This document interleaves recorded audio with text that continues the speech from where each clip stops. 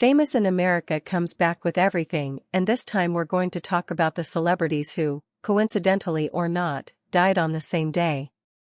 Of course, before that, subscribe to our channel and leave that wonderful like of yours so that we can continue to grow and bring you more and more content. As we talked about before, let's talk about celebrities who died on the same day. Of course, during the day thousands of people die around the world, but when two celebrities die on the same day, it becomes a little sinister, don't you think? Let's go to some alleged coincidences, although we don't believe in them. John F. Kennedy, C.S. Lewis, and Aldous Huxley.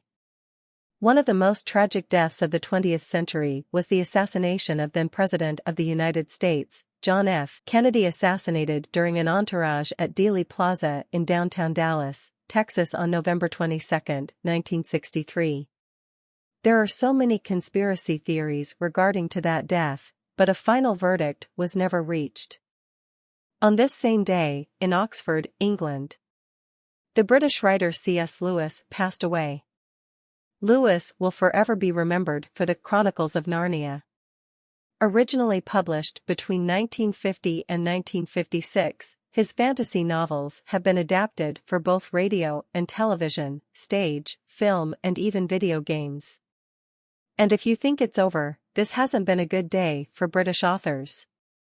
The writer and philosopher Aldous Huxley also died on that date. He became known for the books The Doors of Perception and The Wonderful and Remarkable, Brave New World of 1932. Orson Welles and Yul Brynner. Actor, director, screenwriter, and producer Orson Welles died on October 10, 1985. The legendary Hollywood figure, who starred in and directed Citizen Kane, regarded to this day as the greatest film ever made, has died of a heart attack. Cinema lost one of its greatest icons there. But it is obvious that on this day Hollywood would lose another great icon. After all, today's video is precisely about these sinister coincidences. Yul Brynner also died on this day and became famous for his roles in films such as The King and I, 1956, and The Magnificent Seven, 1960. Brynner was another victim of cancer. On this fateful October 10th, Hollywood would have one of the saddest days to date. Many other landmark dates would come, but this day will be marked for all eternity. River Phoenix and Federico Fellini.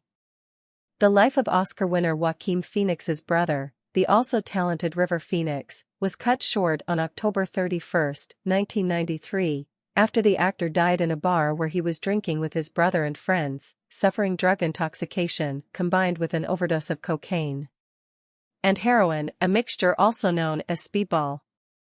Hollywood lost one of its precious jewels that day.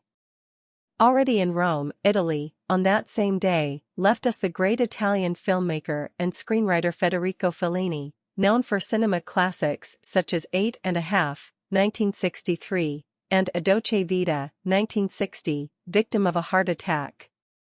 Buddy Holly, Ritchie Valens, and Giles Perry Richardson Jr. On February 3, 1959, a plane crash would take at once three music promises, young and talented, who had their lives tragically ended.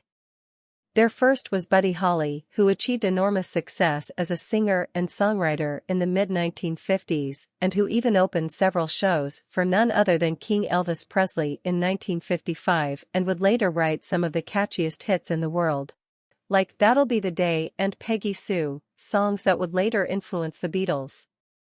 Another passenger on the same aircraft, Ritchie Valens, who wrote La Bamba, was also killed in this crash, as was the Big Bopper, Giles Perry Richardson Jr., best known for his 1958 hit Chantilly Lace. In addition to being sinister and bizarre, February 3, 1959, became known as the day the music died. John Adams and Thomas Jefferson. The history of American politics has very strange facts throughout time, but on July 4, 1826, American Independence Day, John Adams, the second President of the United States, between 1797 and 1801, died, but interestingly, the third American president, Thomas Jefferson, also died on the same day. Jefferson had been the second vice president of the United States under John Adams. Strange coincidence, and even a little horrifying, don't you think? Don't forget to comment on this fact below. Jim Henson and Sammy Davis Jr. The man who created the Muppets, puppeteer, and animator Jim Henson, died of a bacterial infection on May 16, 1990, aged 53. On this very day, we would lose Sammy Davis Jr., our Mr. Show Business. The press described this sad and fateful coincidence as two icons of the entertainment world gone within hours of each other. The sky became more cheerful while the earth lost much of its grace. Freddie Mercury and Eric Carr. As a hardcore rock fan, November 24th is a sad date and one I've never forgotten. The death of Freddie Mercury in London in 1991 made headlines around the world, mainly because the lead singer of the band Queen died of bronchial pneumonia due to complications related to AIDS, a disease that in the late 80s and throughout the 90s, reaped thousands of people all over the world, mainly in the world of arts, such as cinema, music, and theater. It took more than 10 years to get a cocktail that was reasonably effective. On the other side of the Atlantic, more precisely in New York, on that same day, another rock musician departed this world, Eric Carr, drummer of the rock band Kiss.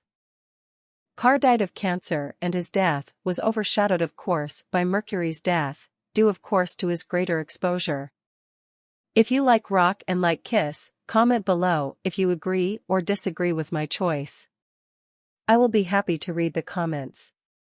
Michael Jackson and Farrah Fawcett. The magnanimous king of pop, Michael Jackson, died unexpectedly on June 25, 2009, following an overdose of propofol given to him by a doctor. On this day, the world stopped again. It seemed like a lie that this was happening, but it wasn't. The world of music, and why not say the whole planet, was sadder. On the same day, actress Farrah Fawcett succumbed to cancer. Fawcett gained international fame with her role in the first season of the television series Charlie's Angels, 1976 to 1977. Her death was largely overshadowed by Jackson's, but Fawcett's charisma and beauty are etched in our minds. And then, what did you think of the video? Tragic coincidences don't agree, but anyway, as Freddie Mercury himself would say, the show must go on. Let's stop here. Don't forget to subscribe to the channel, leave your like and comments. See you very soon here on Famous in America channel.